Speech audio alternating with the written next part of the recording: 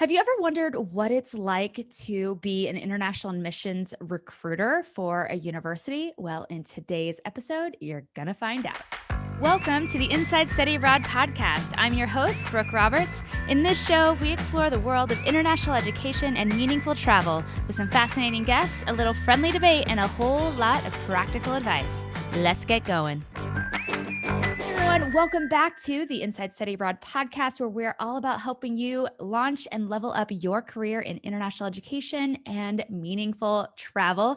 And today we're talking all about international admissions. And I brought on my friend, someone I've actually traveled with, watched her in action doing international admissions work, the amazing Rebecca Hansen. She's the assistant director of international admissions at Northern Kentucky University.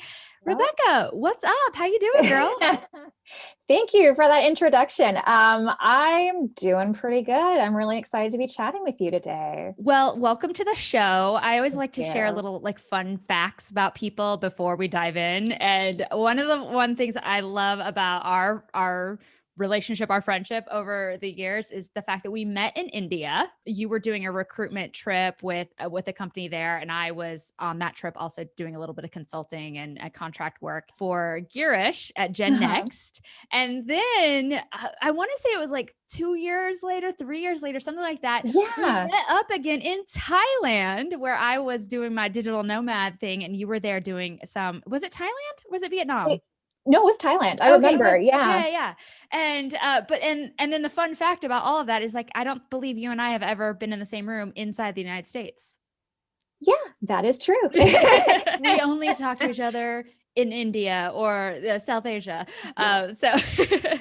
So welcome to the show. I'm really excited for you to share all of your wisdom and insights and experience about international admissions. We haven't really talked about that too much on the show. So I know there's a lot of people curious about this as a career path. And honestly, I think a lot of people would just be curious, what has the international admissions world kind of looked like over the past 15 months? So we're going to get into all of that.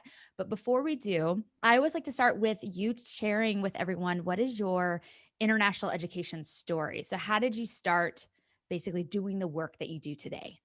Yeah, that's a kind of weirdly complicated question. That's actually one of my favorite questions to ask random recruiters when we're stuck in an airport together because our flight is delayed, because everyone's story is just so weird and diverse, Yeah. So when I was in my undergrad, I was studying at Westminster College in Salt Lake City, Utah.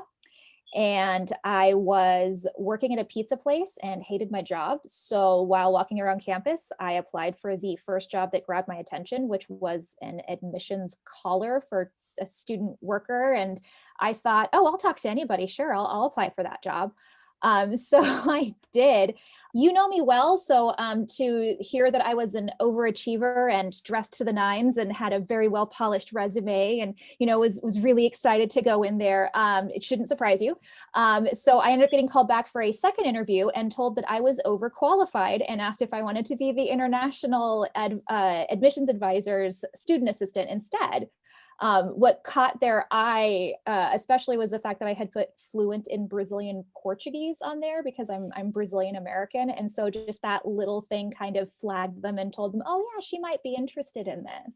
Oh, that's awesome. So yeah, I forgot about the Brazil connection for you. Yeah. I love it. Yeah. After that, I ended up ditching my career in music, and the rest is history. Yeah, that's awesome. And so what happened? So you were doing the student worker role, Mhm. but then how did that translate into now, you have a career in this field, but how did you get that first full-time job? Yes. And how did your career evolve from there? Because obviously I'm very well versed in the study abroad space for sure, and learning more about international students and scholar services side of that career track. But how does that work in the international admissions world? Well, international admissions is highly relational. So when I started, it was January of 2010 that I started, and I was supposed to report to the international admissions recruiter, but that person had quit just a couple weeks before they hired me, and so they were in the middle of a search for that person. So then I would have reported to the director of admissions, but they were also in a national search for that position. So then the next person that I would be reporting to as a student worker was actually the VP of Enrollment Management, Joel Bauman, who is still a mentor.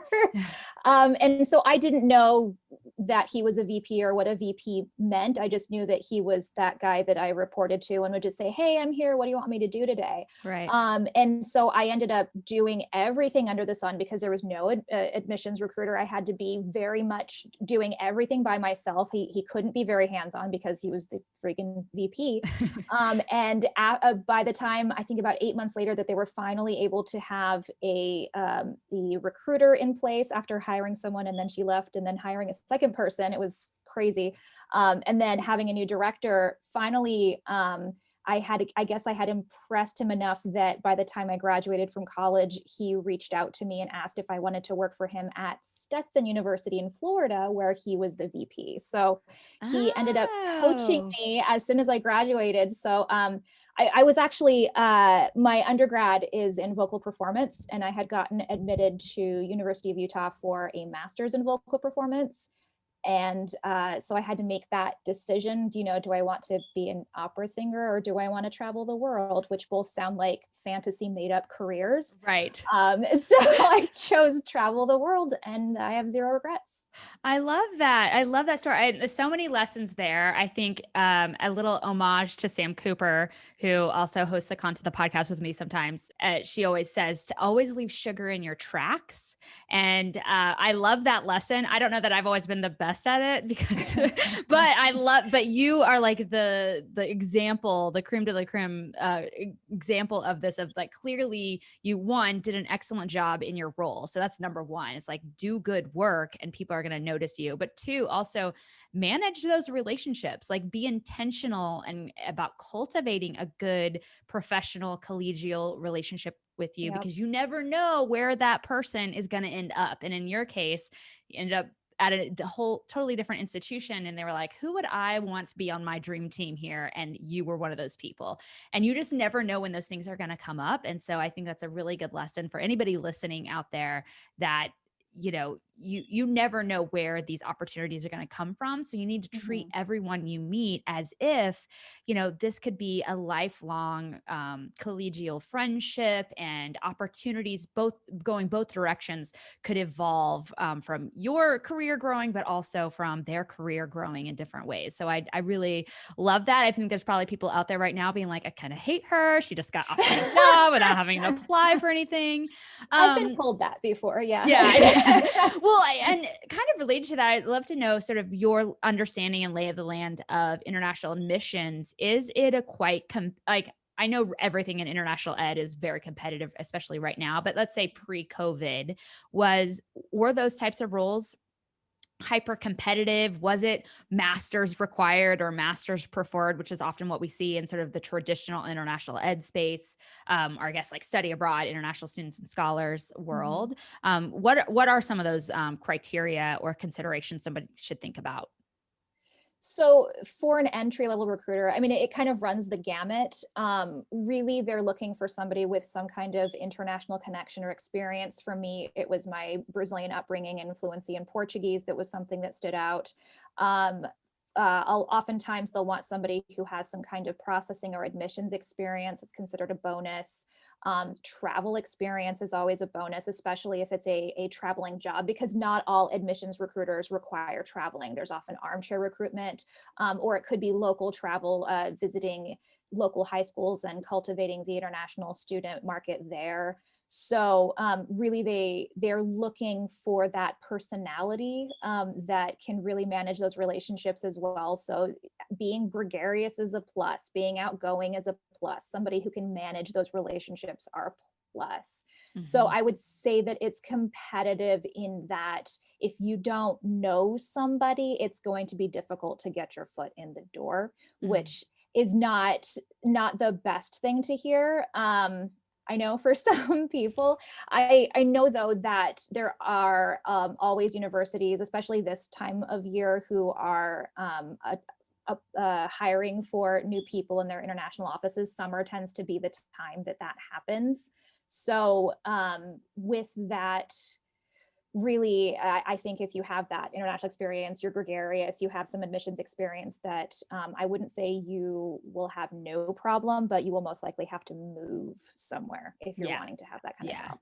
Well, and I think too, especially having traveled with you and seeing you and a whole crew of recruiters from various institutions do their magic, I would say another key skill set is the ability to be a dynamic presenter of information and being able to sort of pull out um, interesting elements about an institution and the benefits and value that an institution brings, that's going to get a student to listen to that presentation, but then also be curious enough to then show up your table afterwards, Mhm. where they can do the little mini fair situation. I think that that was something that very much showed, and the difference that was very apparent between all the admissions recruiters I got to witness. I'm sure you've seen hundreds, dozens more, and you've been A like, few. wow, how are you doing this? So Yeah. I think that's would be another great skill set. I'm sure somebody's out there listening, and we're going to move on from just like how to get a job in admissions, because it's not what Mhm. this is necessarily about. But how do you think it, have you met, or do you have colleagues in international admissions and recruitment that are more introverted, who aren't over the top in terms of their personality style, and have they found success? So one, do they exist? And two, have they found success? And what do you think that the asset is that they bring to the table? Absolutely. No, I think that's a good question. Not everybody can have pink hair and be an opera singer, I guess, you know? To be a um, performer at heart. Yeah. right. I always joke with my team that, and this is a true story, that I was once cast as a court jester in something that I didn't even audition for. So Nice. that's me in a nutshell. Yeah. But I mentioned when I was at Westminster that they had to hire twice to find the international admissions recruiter who would be there, and who they ended up hiring was Leanna Koalis, who is still also a mentor to this day. Westminster did a lot for me, really. So shout out to them. Yeah. Shout out Westminster. But Leanna is, she and I have had many conversations about this, that she's a bit more of an introvert. And I do see several of my colleagues who would describe themselves as professional extroverts, meaning that they know how to turn it on when they have to. They know how to have those conversations.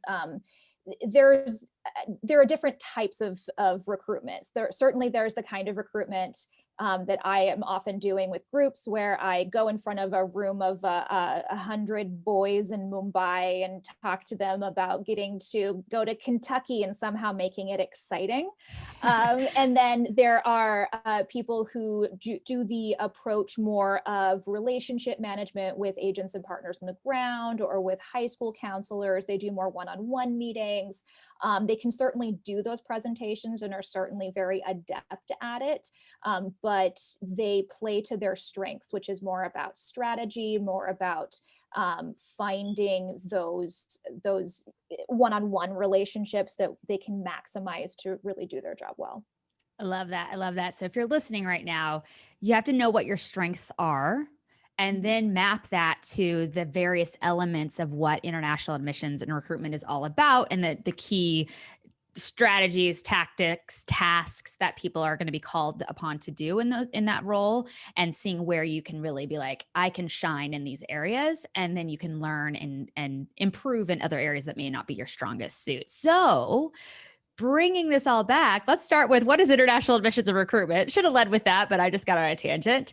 So what is Yeah. it that you actually do in international admission recruitment? This is for anybody who's like super new and they're like, what? I thought I could only be a study abroad advisor. What is this all about? What is international admissions and recruitment? Yes. So, as a recruiter, you are boots on the ground, either virtually or in person, and convincing students to actually apply to your university. So, I represent Northern Kentucky University now. Previously, I've represented a couple of other institutions. I often travel with a lot of other people who do the same thing, but essentially, we are out talking to as many students as possible, finding students who are a great fit for our institution, and convincing them to apply. I manage a team of admissions professionals, and so their job is to help to process the application materials, help students who actually do apply, help them to complete their application, admit them. We manage the scholarshiping in my office and do everything to get them from prospect or inquiry, meaning from the stage where they are first curious and hearing about our university, all the way to that first day of orientation when they arrive on campus. That's great. Thank you. That was a perfect summary. So like looking back then at international admissions as part of a larger internationalization strategy that an institution might have, or mission, vision, goals, values, where does international admissions fit in sort of that larger internationalization, global education sort of value structure that a university might have? Why do we do it, I guess is the point. Oh my gosh, there are about 20 different layers to get there. So I guess Well, don't spoil it, because she's going to be teaching the International Admissions and Recruitment Lab coming up very soon, which we'll talk about later in the episode. Yes. But what are, does the top line, like what does international student recruitment do for an institution? Why is it valuable?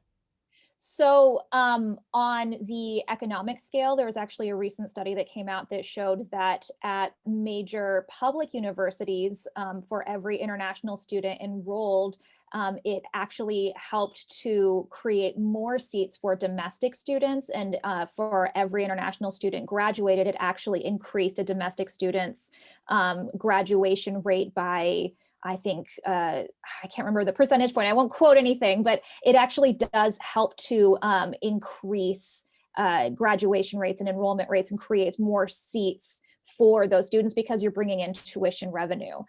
It also helps to bring a boon to the economy. International students are bringing literally billions with a B dollars into the US economy. They help to support jobs, not just like mine, but local restaurants that are popping up because all of a sudden there are a bunch of Nepali students like in our area. So you see more Nepali restaurants. There are more housing is needed around the area because there are more students who are coming, who are wanting to live, et cetera, et cetera. Mm-hmm. So that's one. And then the other one that I will mention as well is just it brings a higher quality experience for everybody when you're getting to, I mean, we're in a global world, even if you never get to travel. And I think it's fewer than 50% of Americans even get a US passport. And most of those who get a US passport are only going to somewhere else in the North American continent. So if you do want to expand your horizons while you are getting your education, getting to have someone from Pakistan in your class or talk to students from Saudi Arabia or Vietnam and getting to hear their perspectives is something that really enriches your education, increases the value of your degree. Yes. Love it all. Love it all. That's awesome. Yes. So you're going to go deeper into that inside the lab. I just want to let everybody know we're not relitigating that whole thing here, but I think that was a great introduction of like why international student recruitment, international students are such a valuable asset, both from an economic point of view, but just an asset from an intercultural learning, diversity of perspectives, experiences on campus, et cetera. Yes, I'm with you on it. Let's do it. So let's talk about the last 15 months. I don't know. Anything change in your world? Let's talk about your pandemic story, because I feel like we're going to have to start sharing this even more on the podcast, because I think all of us have one, especially as it relates to our work in international ed, because this arena was hit so massively hard by the pandemic.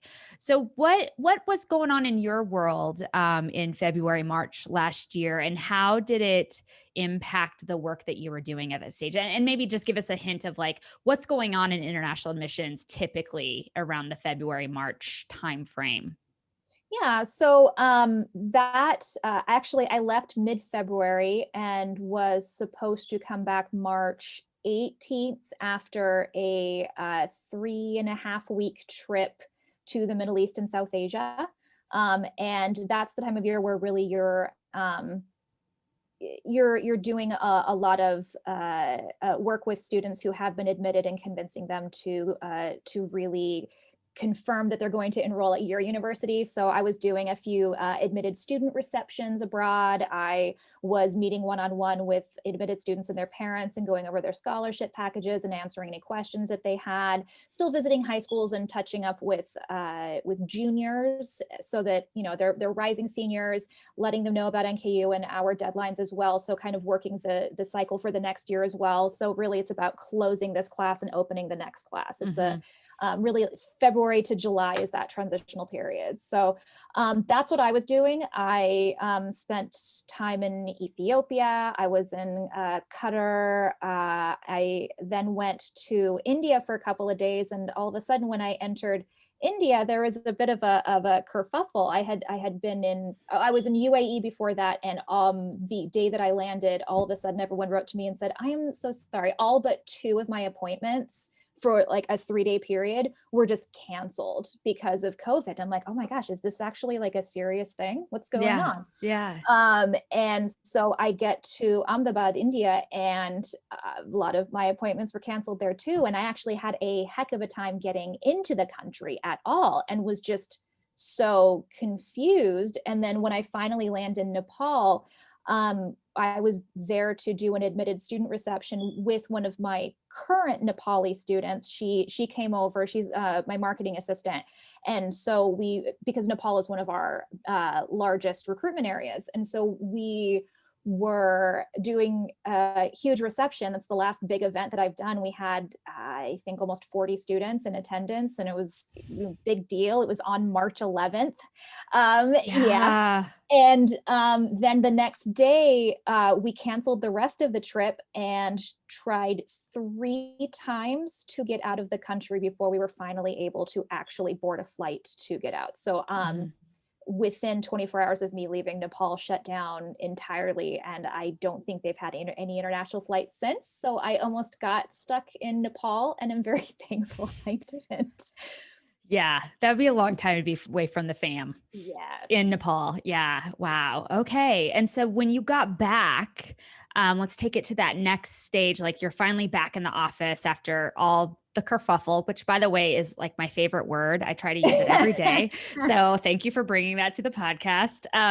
So what happened? What was what did the war room, so to speak, look like once you got back to campus with your colleagues and peers? Especially like I know your role right now is housed within international students and scholar services as well. What was the game plan, or what were y'all doing? We're just pulling your hair out going, I don't know what to do. Yes, it was a bit of that. So I returned and I had to quarantine myself. Oh, and right. my husband's boss had just tested positive for COVID. So he picked me up from the airport. We immediately went to into quarantine. And then we found out the day after we went into quarantine that his boss had tested positive and my husband had been in contact with him. So Mitch and I were in quarantine for 2 days straight. And by the time I was done with quarantine, our campus was closed entirely. So I didn't get to see my office for a year, which was so bizarre. Yeah. And so really it was just a bunch of emails and everyone trying to figure out what was going on with us, but also working with housing to make sure our international students were taken care of, working with students who were sponsored by their governments. So we had Jordanian students, Qatari students from Saudi Arabia. And so students in those countries, because they were sponsored by governmental scholarships, were being recalled back to their country. So working with them, and there were new policies coming out for immigration as to F1 visa requirements and what could and couldn't pass. And so we're having to read that, digest it, and then disseminate it in a way that students will actually understand, because I mean, immigration policy is already gobbledygook to begin with, but then trying to explain to someone who, you know, it's not their day to day, what exactly that means is a nightmare in and of itself. So it was a lot of texting, a lot of telling students to breathe.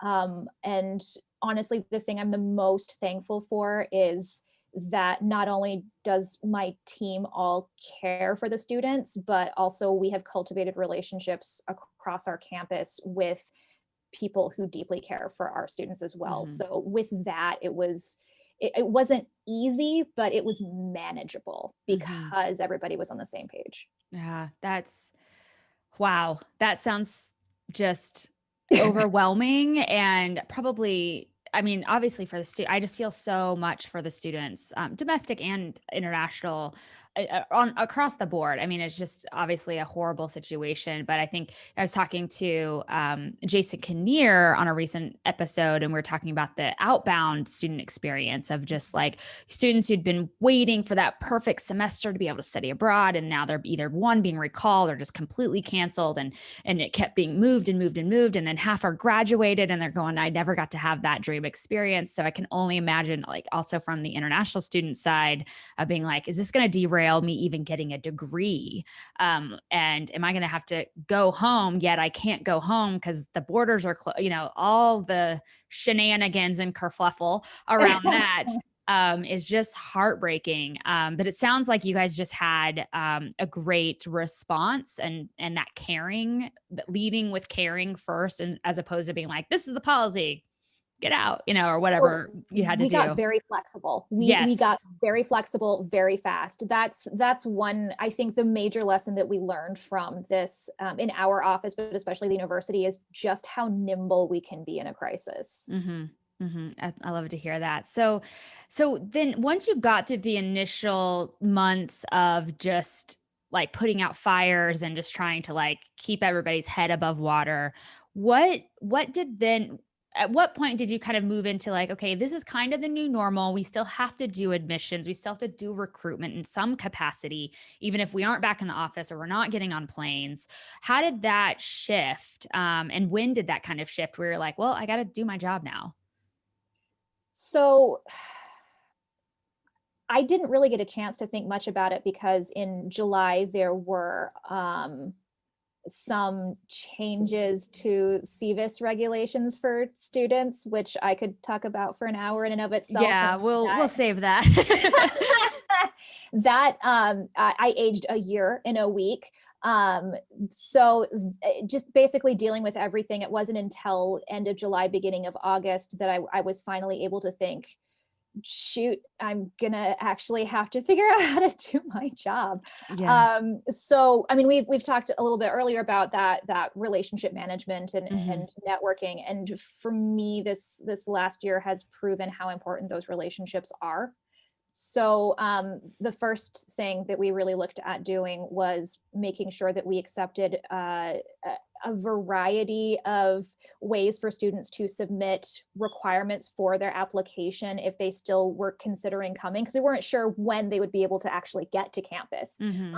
It was actually a huge surprise when in January we welcomed 40 new students to our campus. Somehow we had, I mean, two of our Nepali students actually took a flight to the border of Nepal and drove past the border into India, then flew to the nearest US embassy. They each interviewed twice, were able to get their visa, flew from India to the United States, and were able to join us in January. So, I mean, these students are going through so much. Wow. And that's like, wow. And I would say too, if you're new to international admissions, like that is a crazy, obviously, like out of this world story, but also knowing too that like that's often like sometimes that happens even in a non-COVID time. Like students are having to jump through so many hoops and over so many hurdles just to make this possible. And I think that's, I mean, I'm preaching to the choir at this point because nobody outside of international ed listens to this podcast. Everybody's just like, yeah, we know. But I just feel like I want all the other people who don't know to be like, it's still really hard, to make that happen outside of COVID times, let alone now, so wow, that is crazy. Well, good for them. Look at that ingenuity and gumption, and somebody hire them. That's amazing.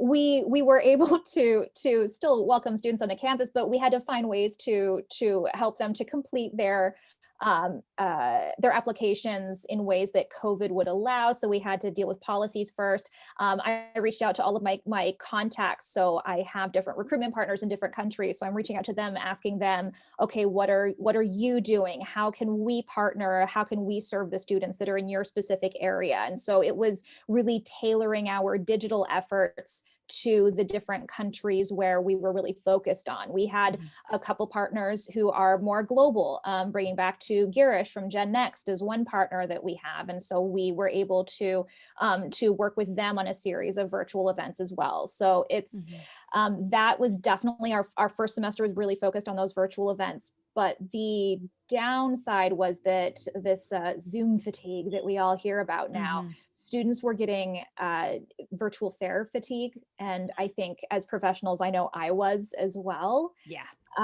So in the spring, it was a lot more about, I mean, as I had said before, it was talking to those admitted students and really getting them to confirm. And so that's how I've been spending my spring, is really that one-on-one contact. And the pivot for me has been depending a lot more on my current students. I have about 15 students who are global ambassadors, and they are current students who are just honestly badasses. They're always working so hard.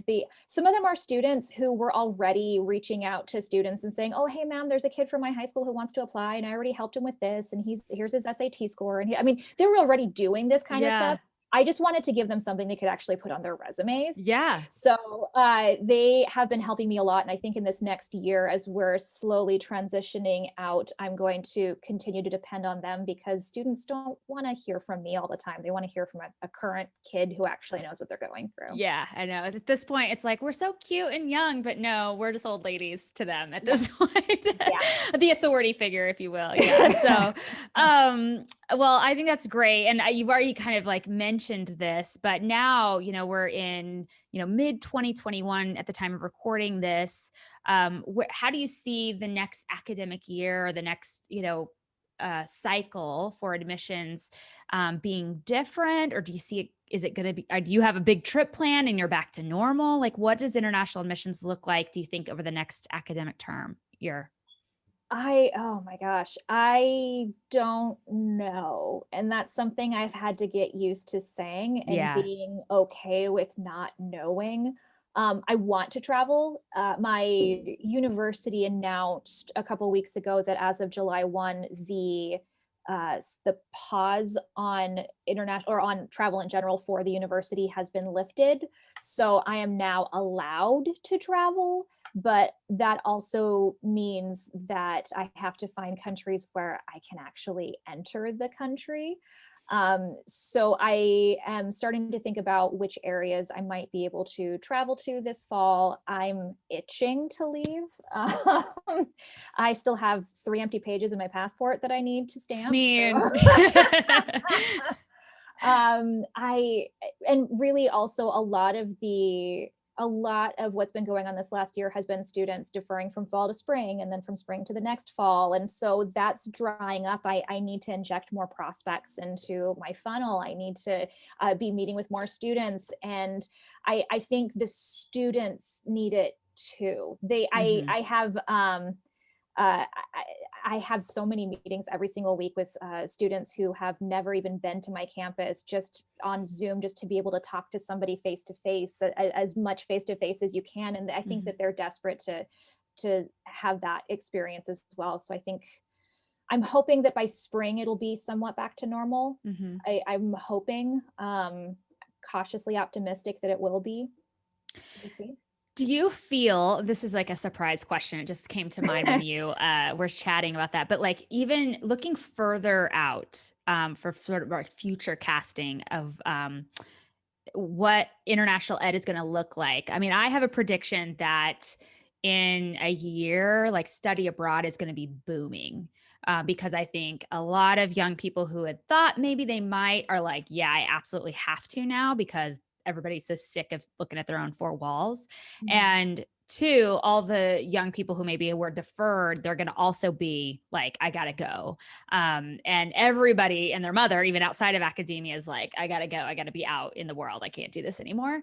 How do you feel it's going to look for international admissions? Do you think there's going to be an even bigger boom, like globally, of young people wanting to earn their degree abroad? Do you feel like there's going to be more or less wanting to come to the United States? Like, you don't have to put a wager on it or anything, but I'm just curious what you're thinking will be or what the conversation is in international admissions around this. Yeah, I think Honestly, I'm hoping that a lot more students are wanting to come to the US in general. I know that a lot of students were hesitant in the past because of the political climate in the United States wasn't necessarily friendly toward the foreigner. And so I know that a lot of students, we had seen a dip in that. And so what we're seeing, I've seen some people refer to it as the Biden effect. There is a lot more interest in the United States. So I am hoping that the combination of, like you said, people just itching to get out and realizing that there's no time like the present. And if I want to do something, I have to do it now. I'm hoping that a combination of that and that quote unquote Biden effect will lead to more interest in the United States from foreign nationals. I think that we will see an increase in international students. I certainly hope at my institution we're working really Everybody hard for that. to Northern Kentucky. Yeah. No, I think that's a great question. Yeah. Yeah, thank you. Well, I think it's a great answer. And I'm excited to see how this all shakes out. I mean, I hope we're both absolutely correct, obviously. But I think it's right now, I think everybody's kind of feeling like, most people I've talked to kind of feel that like, yes, that is going to happen, but we're still just not quite there yet, where it's just all open, like free for all, like let's go. And I think once that truly does happen, which I think it's going to be slower than maybe a lot of us anticipated, fall 2022, I think will probably be like the biggest study abroad semester of all time, or maybe summer 2022. Yeah. Thank you so much for being on the show and sharing all your insights and your stories, especially, I mean, I think a lot of people are going to relate and hear a lot that they see in themselves in their own work in international ed and what you experienced through COVID. But let's shift gears a little bit and talk about the International Admissions and Recruitment Lab that you are going to be the instructor for. We're going to be teaching that live July 6th. So if you're listening to this and you want to get in on that, just go to insidestudyabroad.com/labs. All the information will be there for you to sign up and get involved. What's one thing you're most excited about teaching? Because you're going to be teaching a whole litany, like basically how to be an international admissions and recruiter from the ground up and everything that goes into that. But what's one thing that you're like, I'm really excited to talk about this? One? Well, I mean, you can't give it all away, but yeah. I honestly, I'm excited to talk about ethical approaches to international student recruitment. I know you and I had a great chat about this recently. Just, what is your personal why? Why are you doing this? And really how to make sure that what you're doing is in the best interest of the student. So that's a conversation that I'm always having on my campus. I'm having with colleagues who do what I do at different institutions around the US or even in other countries. And so that's always something that I'm interested in talking about. Yeah, I love that you brought that up. Like you said, it's very relational, like our field is in general. And when you bring humans into any equation, there's going to be some shady folks out there.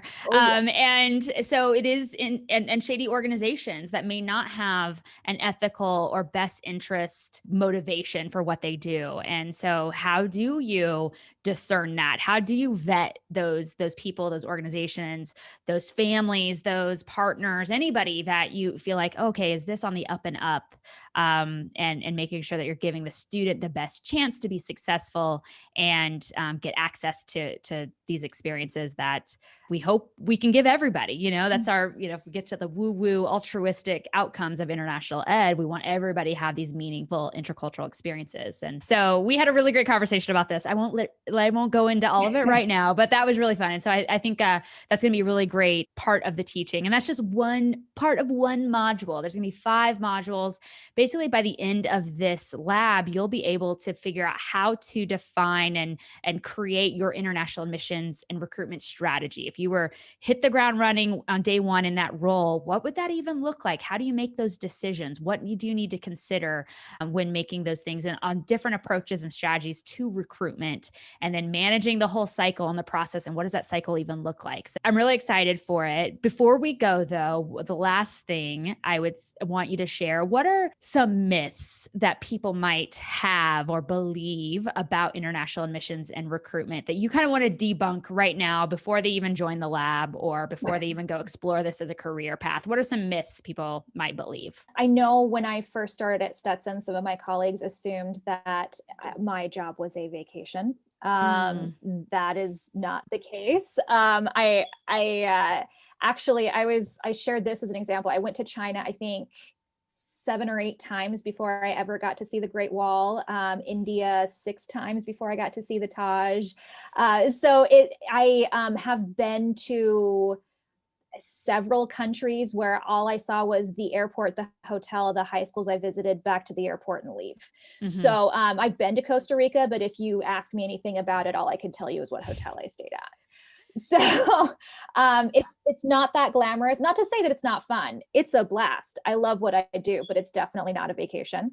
Right. You don't necessarily get to go where you want, I think is another one too. When I first started in my career, I got to go to Latin America primarily because that was my connection. I'm a Latina. I got to go visit. I saw my family all the time in Brazil. But now at my institution, my role has changed drastically, and I'm primarily traveling to South Asia and the Middle East. And that's Mm-hmm. just where the plan has taken me. I don't get to choose that. That's just what makes the most sense strategically. Yeah, it's not like you're And going, then I'd really love to go to Oktoberfest, so better do a recruitment trip to Germany. You right. know, it's like, no, that's not how that works. Oh, wish. I've never been to France or Germany. No, I haven't been to most of Europe. I have not gotten to explore, but boy, howdy, have I been to India so many times. Yeah.